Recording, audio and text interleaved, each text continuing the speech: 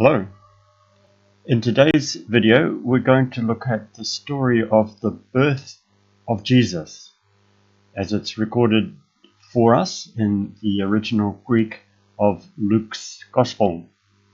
And we'll look at it in some detail, but we'll make a particular point of a very interesting detail that has got lost in generations of familiarity with the Christmas story. So here it is, Luke chapter 2, verse 1. And as usual in this series of videos, we'll make 4 passes on the Greek text. And the first one is where we do a word-by-word translation. Egeneto, it happened. There we are, those. The one Greek word is represented by 2 English words. It happened egeneto de entais hemerais ekenais. It happened in the days those. And of course in normal English we would just say it happened in those days. We don't need to say the and those together. Excelsen, it went out a decree from Caesar Augustus, dogma para Caesaros Augustu, apographestai, to be enrolled, passanten oikomenen, all the world. Haute apographe prote egenetor. This enrollment this was the first enrollment. Hegemoniontos tes Syrias Quiriniu, being governor of the Syria, Quirinius, when Quirinius was governor of Syria. Kai eporiuonto pantes apographestai. They all went out to be enrolled. Hekastos esten heautu polin, each to their own city, Anebe de kai. Notice both these words we've translated by and. In normal translation, we'd probably just say it once. And Joseph went up from Galilee. Joseph from Galilee. Ek polies Nazareth. Esten Judean. From the city of, we'd have to say the city of Nazareth to Judea. Eis polin David. Hetis kaletai Bethlehem. The city of David, which is called Bethlehem.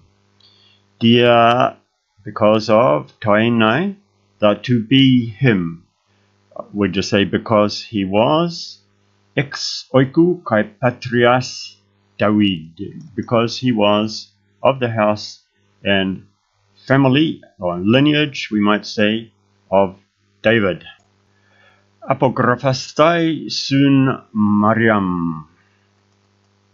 Mary, te emnestuamene auto, use enkuo. She was pregnant. Egeneto de entoenai autus eke, eplethesan hai hemerai tu teken autein. They were completed the days of to give birth her. That's word by word, so we would say the time came to give birth. Kai eteken ton huion autes ton prototokon. She gave birth to her son, her firstborn. Kai espargani osen auton, kai eklinen auton en fatne. And this is the word that we're going to be looking at some more. Usually translated in the traditional English versions anyway, as manger. Dioti uk en autois topos en to katalumati.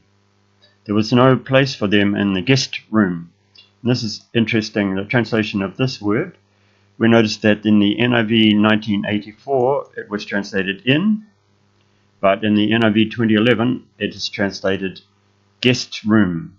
So research and study has shown that a better translation of that word, traditionally translated in, a better translation is guest room. Okay, now our second pass through. This time we're going to look at some points of grammar. And we noticed that in takes the dative. And these endings here that I've underlined are dative, plural, feminine. So that's a rule of Greek grammar. When you use the word in, meaning in, the following noun must go in the dative, plural, feminine. Now here's another. These are called prepositions. In. Another one here is para, Kaisaros Augustou. And para takes the genitive. And in this case, we have the genitive singular, masculine. Now we look at this word, apographesthai. It has two parts, apo, which first approximation is translated from, graphesthai, to write. It's similar to the way in English we say write out, write something out. The Greek idiom, it's actually incorporated as one word, the from and the right, and so we would just say to be recorded. But we have a similar idiom in English where we say write out. And we'll look more at this word in verse 3. Haute apographe proteageneto hegemoniontos de Surias Kuriniu. So we look at this word here, which is a noun, going with the verb that we've just seen, apographesthai. So you can see the similar root part and just different endings on the noun and the verb. Kai eporiuonto pantis apographesthai. Here we have it again. And this is a present passive infinitive. And in verse 5, we're going to come to a slightly different form of the verb. You can see the difference in these two letters, in these two letters here, compared to this word with this letter. So this, what we have here, is a present passive infinitive, and in verse 5 we're going to come across the aorist passive infinitive. Now we have another preposition, ace, often translated to or into, and ace takes the accusative, and here are the accusative endings that I've underlined here. So these rules of Greek grammar, different prepositions take different cases, they're called cases, and we've seen some of them taking the genitive, some taking the dative, and now we have ace takes the accusative, and the accusative endings are in, which you see on the article here, the, and on city. In English, the is just the all the time, but in Greek, the word for the takes several different forms depending on the case. And here we see the accusative is actually the feminine accusative, singular. And here's another one, apo, and this takes the genitive. So this s ending here gives the genitive, feminine, singular. And here's another one, ek, which takes the genitive. Again, we have the genitive, feminine, singular. And here's another example of ace, taking the accusative. We see it here, and we see it here. Now we have x. X is actually just another form of ek.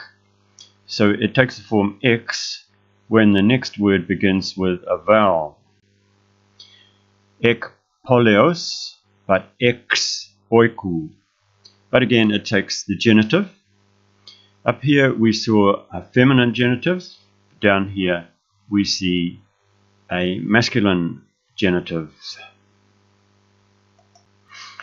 So now we come to verse 5, and an interesting grammatical point, as we noticed when looking at verse 3. Apographastai is an aorist passive infinitive. And the aorist infinitive usually indicates a one-off happening, whereas the present infinitive usually indicates something repeated or taking a long time. And this seems to hold good. It doesn't always hold good. It's not a watertight 100% true rule, but here it seems to follow quite well, because in verse 1 and verse 3, you'll remember where the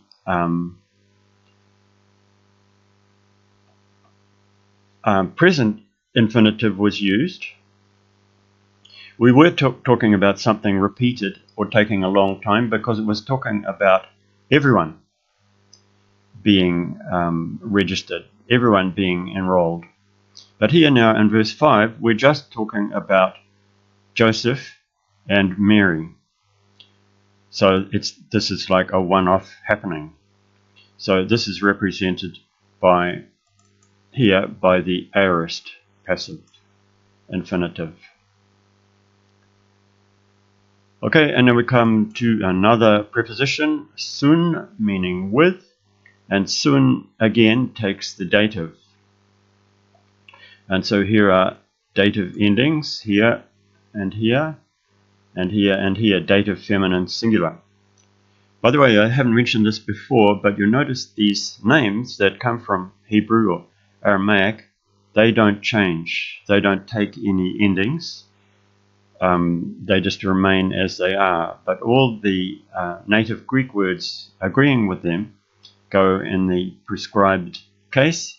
And for sun, the grammatical rule is dative. So here we have the dative endings. Another example of n plus dative. This is masculine singular.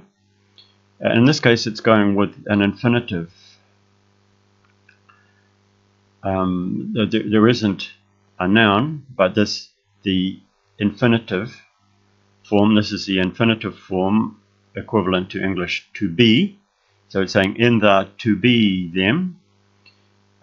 So of course we'd say while they were there, but n continues to follow its grammatical rule that it takes the dative. Hai hemerai tu tekein autein. So here we have an infinitive. Again, this ein ending, well, it was different up here with einai, but for other standard verbs, the ein ending indicates the infinitive. But the particular point of interest that I want to focus on here is the tek part, which is the root part of the word, give birth. So here we have it in infinitive, tekein, and here we have a third person singular aorist, and she gave birth. So the indicates past, and the en is the third person singular aorist. Prototokon, and here we have another form of that same root. The tek is the root part meaning give birth, and here it is as a noun. When used as a noun, the tek becomes tok, her first born. So this word is composed of a couple of parts. Proto, so that's protos, proto meaning first, born. So there we have it. Kai an eklinen. So this is the preposition ana, which is combined with this verb. In fatne, and in again taking the dative, feminine singular, is the ending. Diati uk en autois. Now here's a dative plural. In this case, it's not dative because of a preposition, as it was here, but it's just dative used by itself. So for the dative, the first approximation meaning would be to them or for them, which is probably the better translation here in English. There wasn't a place for them in, and again here we have again the dative because it's going with in, and it's a singular neuter. So here's the ending here. Okay, now our third pass through, and we're going to look at some English words that come from the Greek words. Hemerais, we say ephemeral, and there is the part of it. So ephemeral, I suppose it originally meant just for a day, so now it's come to mean for a very short time. Dogma, this word dogma, we take it straight into English, but with a slightly different meaning. And then kaisaros, and that's been borrowed into English and a lot of other languages. The English word Caesar looks quite a bit different, partly because the C used to be pronounced like a K, but we see it a closer resemblance with the German word Kaiser.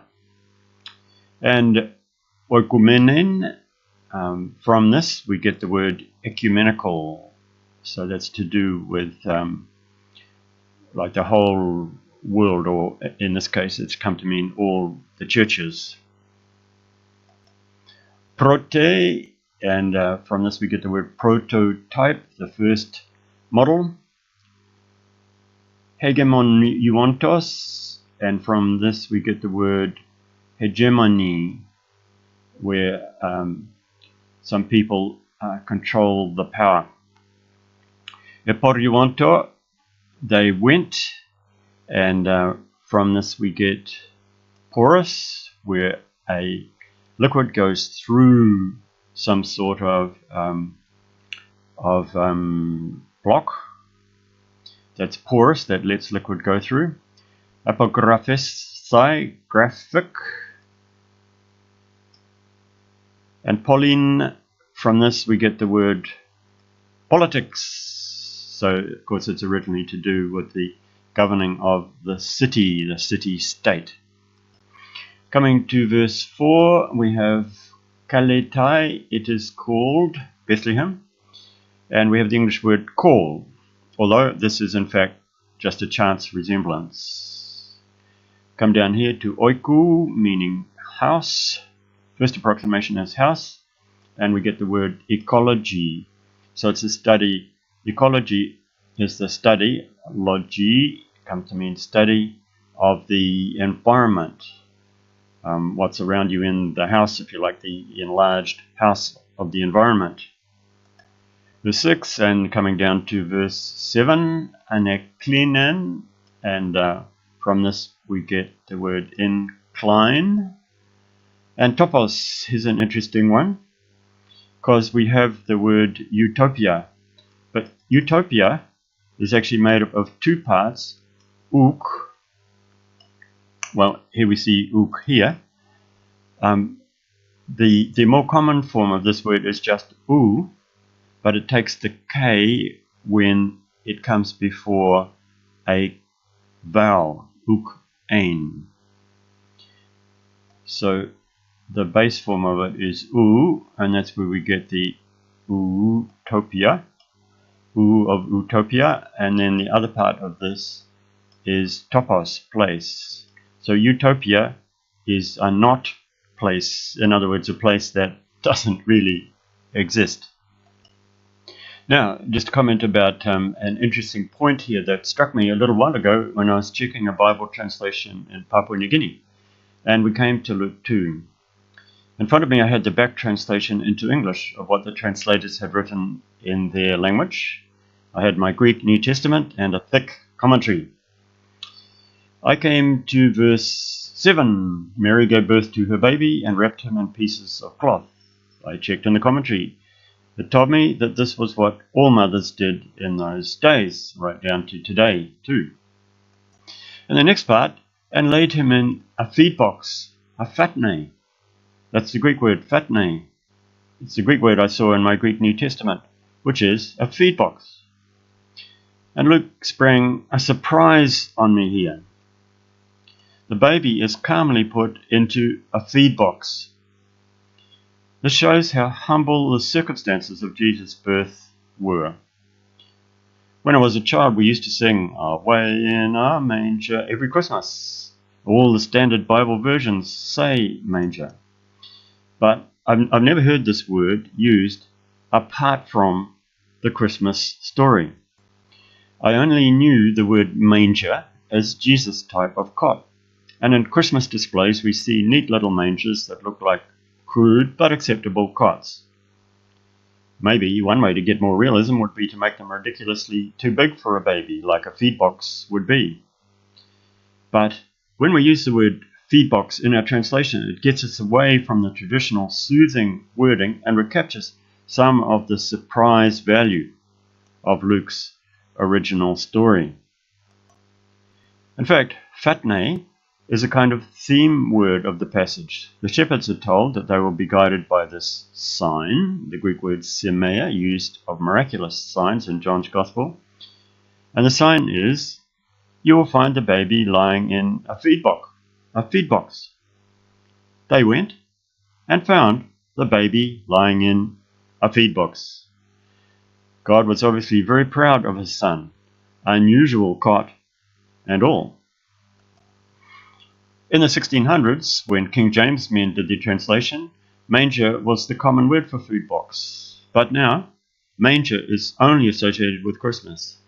We're all familiar with it, and it just seems nice and appropriate. It has lost its shock value. But fatne should be translated into modern English as feed box, in my dialect of English anyway. This is the word we should use to recapture a bit of the surprise to Luke's first hearers. Well, if you were God and you were going to send your son into the world, who might you choose to be the parents? Donald and Melania, Posh and Bex, Herod and Herodias. But God chose a humble family and humble circumstances. And so, his son came into the world and told people they needed to humble themselves and turn to God. Okay, finally, as in all my videos, I recommend that we return to the clean Greek text at the end. So here it is, and we'll just read through it. Geneto de entais hemerais ekenais exelthen dogma para Caesaros Augustu, apographestai passanten oikumenen. Haute autographe prote egeneto hegemoniu ontos te Syrias Curiniu. Cae eporiuento pantes apographestai hecastos esten heautu polin. Anabe de kai Joseph apotes Galileas, ek polios Nazareth, esten Judaean, es polin David, hetis Galetai Bethlehem. Dia toena auton ex oiku kai patrias David. Apograpsastai sun Mariam te emnestuomenen auto, use enquo. Egeneto de ento enai autus eke, eplesthesan hai hemerai tu teken auten, kai eteken ton huion autes, ton prototokon, kai esparganosen auton, kai eklinen auton en fatne. Dioti, uk en autois topos ento katolumati.